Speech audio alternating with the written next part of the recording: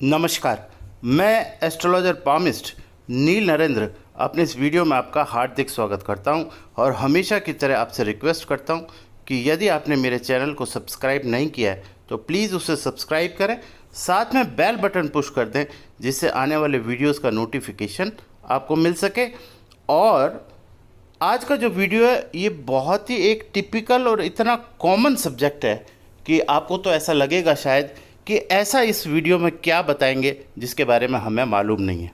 तो आज मैं आपको पितृदोष यानी कि पितृदोष कैसे बनता है और साइंटिफिकली इसका क्या मीन है। एक ज्योतिष मीनिंग होता है, एक साइंटिफिक मीन होता है, दोनों को समझाऊंगा और बताऊंगा कि इसका क्या प्रभाव आपके जीवन पर पड़ता है। और साथ में ये बताऊंगा कि वास्तव में अगर इससे आपको निजात पानी है तो इसका क्या उपाय है।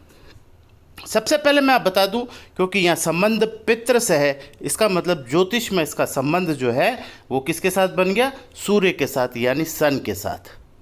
सन मतलब आपके पिता, मून मतलब आपकी माता जी, यानी कि आपके पिता पक्ष के जितने भी पूर्वज हैं उनके द्वारा प्राप्त ऊर्जा डीएनए यानी आपके जन्म का जो एक सिद्धांत है उसके थ्रू आपको प्राप्त होती है। और जब भी किसी पीढ़ी के अंदर इस ऊर्जा का अवरोध हो जाए तो वो पीढ़ी पितृदोष से पीड़ित हो जाती है। अच्छा, अब आप कहेंगे कि सर अगर पितृदोष लग जाता है तो क्या महसूस होता है, कौन से लक्षण महसूस होते हैं? तो मैं यहाँ बता दूँ कि पितृदोष जो है वो जब एप्लीकेबल होता है आपके ऊपर तो सबसे इम्पॉर्टेंट चीज़ जो है वो ये है कि आपके घर में तीन चीज़ें बहुत प्रभावी होती है। नंबर एक तो जो परिवार का जो मुखिया होता है, जिसे हम कहते हैं परिवार का मुखिया यानी हेड ऑफ द हाउस, सबसे ज़्यादा उसके ऊपर इसका प्रभाव पड़ता है, यानी मुखिया पर। यानी हेड ऑफ द हाउस का क्या होगा? हेड ऑफ द हाउस का जो है उसके नेम, फेम और मनी, कौन सी तीन चीज़ें? नेम, फेम और मनी, ये तीनों चीज़ें उसकी प्रभावित होती हैं। क्योंकि यहाँ पर जो जिसकी हम चर्चा कर रहे हैं वो जो सन है वो पीड़ित है। इसका मतलब सन का प्रभाव, सन क्या देता है आपको? नेम, फेम और मनी। यानी ऐसे व्यक्ति कितने भी एजुकेटेड क्यों ना हो, कितनी भी पर्सनैलिटी हाई क्यों ना हो, कितनी भी संपन्नता क्यों ना हो, कितना भी पेरेंटल धन क्यों ना हो, लेकिन ऐसे व्यक्ति का कोई यश कीर्ति की प्राप्ति नहीं होती। ये बड़ा दुर्भाग्य की बात है।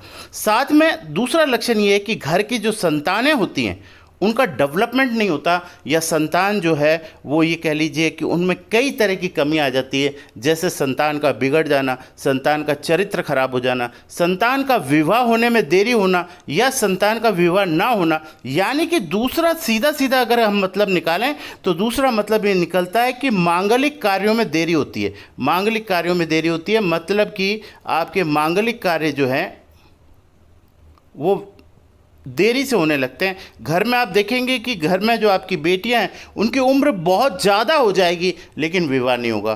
पुत्रों का बहुत ज़्यादा उम्र हो जाएगी लेकिन उनका विवाह नहीं होगा। अगर मान लीजिए विवाह हो भी गया तो संतान होने में देरी हो जाएगी, या संतान से संबंधित बहुत सी परेशानियां जैसे मिसकैरेज होना या संतान का पूर्ण रूप से विकसित ना होना या किसी भी अन्य प्रकार की समस्याएं। इससे आप सीधा मतलब लगा लीजिए कि आपका घर जो है वो पितृदोष से पीड़ित है। तीसरी जो इम्पोर्टेंट चीज़ है वो ये है कि आपके घर में बिना किसी कारण के, एक तो कारण होता है और एक बिना कारण, क्लेश का वातावरण मतलब आपके घर में कलेश होने लगता है। यानी घर के जो सदस्य होते हैं, वो आपस में कलेश का वातावरण बिना किसी बड़े कारण के भी अगर आपके घर में मन मुटाव बना रहता है तो इसका मतलब ये है कि आपका घर जो है वो इस दोष से पीड़ित है। ये छोटी छोटी चीज़ें हैं लेकिन आपको समझ में आएंगी। खास तौर से जो चौथी एक इम्पॉर्टेंट चीज़ ये है, इसकी पहचान अगर वास्तु के आधार पर हम देखें तो आपके घर के अंदर सीपेज यानी कि सीलन जो है वो बहुत ज़्यादा आने लगती है। यानी आपके बाथरूम में, आपके बाथरूम के आसपास की दीवारों में, आपके कमरों में एक सीलन और एक घुटन जैसा माहौल होने लगता है, यानी कि एक नेगेटिव एनर्जी का प्रवाह होने लगता है, जिसकी वजह से आपका पूरा घर जो है वो प्रभावित होता है। मस्तिष्क सही रूप से कार्य नहीं करता, घर के मुखिया का मस्तिष्क काम नहीं करता, परेशान रहता है, बेचैन रहता है। घर की महिलाएं जो हैं अनमने मन से अपने कार्यों को पूर्ण करती हैं, उनमें एक उत्साह नहीं होता, एक खुशी नहीं होती। ये इस दोष का सबसे प्रमुख और बड़ा कारण है।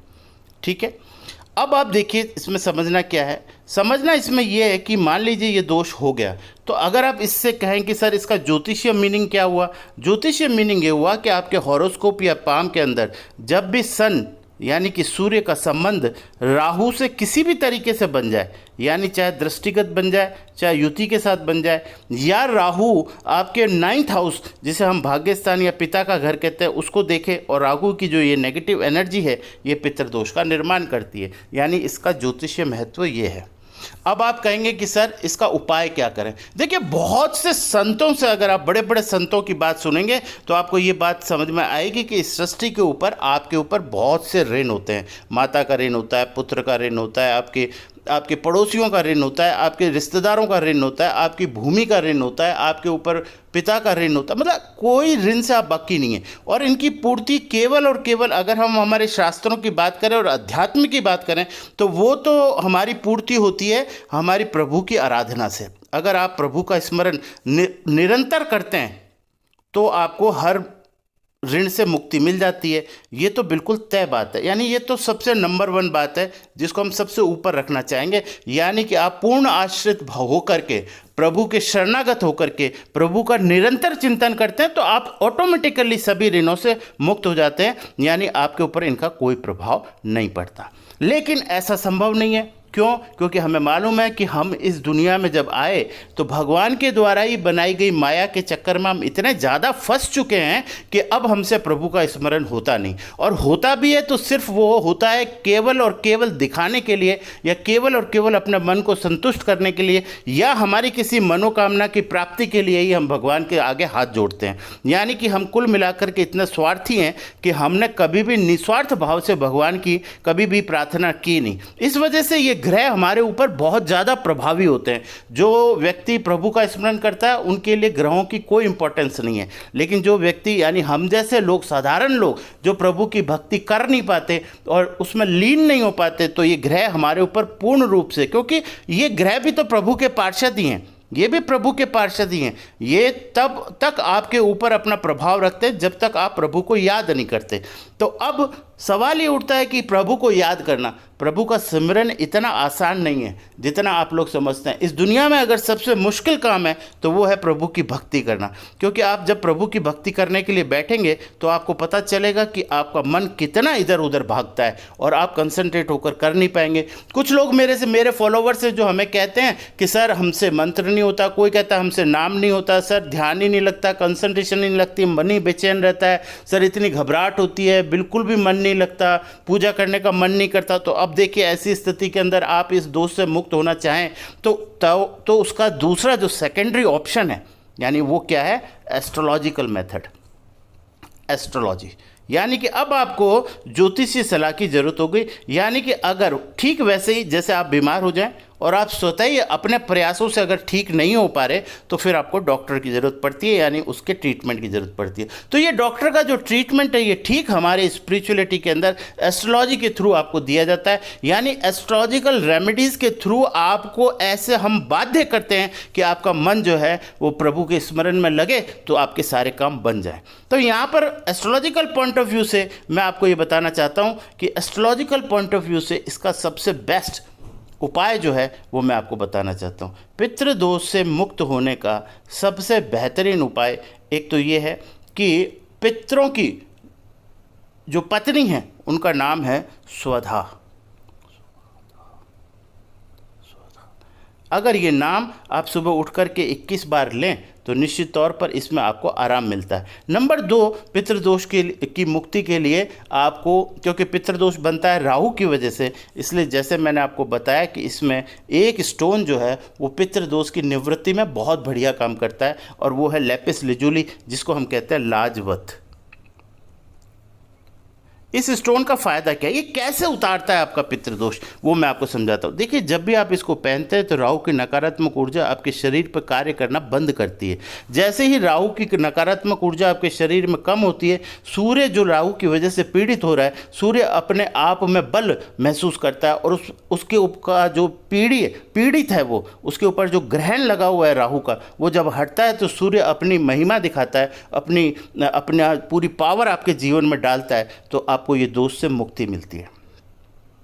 तो मैंने आपको बताया कि जो ये लाजवत स्टोन है, मैं बार बार अभी कई दिनों से लाजवत स्टोन पर वीडियोस इसलिए बना रहा हूँ क्योंकि मैंने जो अनुसंधान किया है अंडर द थ्योरी ऑफ नील नरेंद्र, वो एक पूरी श्रृंखला है जिसको मैं धीरे धीरे आपको बताना चाहता हूँ और आपको बताना चाहता हूँ कि एकमात्र स्टोन आपकी पूरी ज़िंदगी को बदलने में सक्षम है। पितृदोष हालांकि कोई छोटा दोष नहीं होता, ये बहुत बड़ा दोष है। जब तक आप इस दोष से मुक्त नहीं होंगे, विश्वास कीजिएगा कि आप जीवन में कभी सुख को प्राप्त नहीं कर सकते। ये दोष ही ऐसा है कि यह आपके जीवन से खुशियां ही छीन लेता है। यानी कि आपके जीवन में आपके पास कार भी होगी लेकिन खुशी नहीं होगी, आपके पास मकान होगा लेकिन खुशी नहीं होगी, आपके पास संतान होगी लेकिन खुशी नहीं होगी, आपके पास पत्नी होगी लेकिन खुशी नहीं होगी, आपके पास सब ऐशो आराम होंगे लेकिन खुशी नहीं होगी, सुकून नहीं होगा आपके जीवन में। ये सबसे बड़ी प्रॉब्लम पितृदोष के साथ है। साथ में आपको महसूस होने लगता है जैसे इस जीवन में आना व्यर्थ है। आप केवल फॉर्मेलिटी यानी कि केवल लोगों को खुश करने के लिए अपनी ज़िंदगी को जीते हैं जब आपके ऊपर पितृदोष एप्लीकेबल होता है। हालांकि अंदर से आप खोखले हो चुके होते हैं और आपके अंदर किसी भी तरह की खुशी का कोई अनुभव नहीं होता, और उस खुशी को ढूंढने के लिए आप दुनिया में जितने भी सुख हैं, चाहे वो कई लोग अल्कोहल पीते हैं, कई लोग कहीं घूमने जाते हैं, कोई सोचता है दोस्तों में सुख मिल जाए, लेकिन मिलेगा नहीं। क्यों? क्योंकि ये दोष आपको कहीं भी खुश होने नहीं देगा। दोस्त में जाओगे तो दोस्ती में भी आपको कष्ट मिलेगा। आप किसी भी चीज़ को में सुख ढूंढने का प्रयास करेंगे, आपको सुख की प्राप्ति नहीं होगी, क्योंकि ये जो परम सुख है ये सिर्फ प्रभु के चरणों से प्राप्त हो सकता है। और वो अगर आप प्रार्थना पूजा अच्छे से नहीं कर पा रहे हैं तो उसके लिए फिर एस्ट्रोलॉजिकल रेमेडीज़ को यूज़ करें, जिससे कि वो साधना, उपासना, मंत्र, नाम आप पूरी शिद्दत के साथ प्रभु का लें तो आपको इस ऋण से मुक्ति मिलेगी। तो ठीक है, जितना मुझसे संभव हुआ मैंने इस दोष के बारे में आपको समझाने का प्रयास किया। अगर ये वीडियो आपको पसंद आया हो, इसका कंटेंट आपको पसंद आया तो लाइक, शेयर और कमेंट जरूर करें, क्योंकि एक शेयर किसी की ज़िंदगी में जो भी बदलाव या कोई भी सौभाग्य लेके आता है तो सीधा सीधा उतना ही सौभाग्य आपको भी प्राप्त होता है। तो अगर आपने वीडियो मेरा चैनल को सब्सक्राइब नहीं किया है तो उसे सब्सक्राइब करें और साथ में कंटेंट पसंद आए तो उसे शेयर करें। Thank you very much. Radhe Radhe.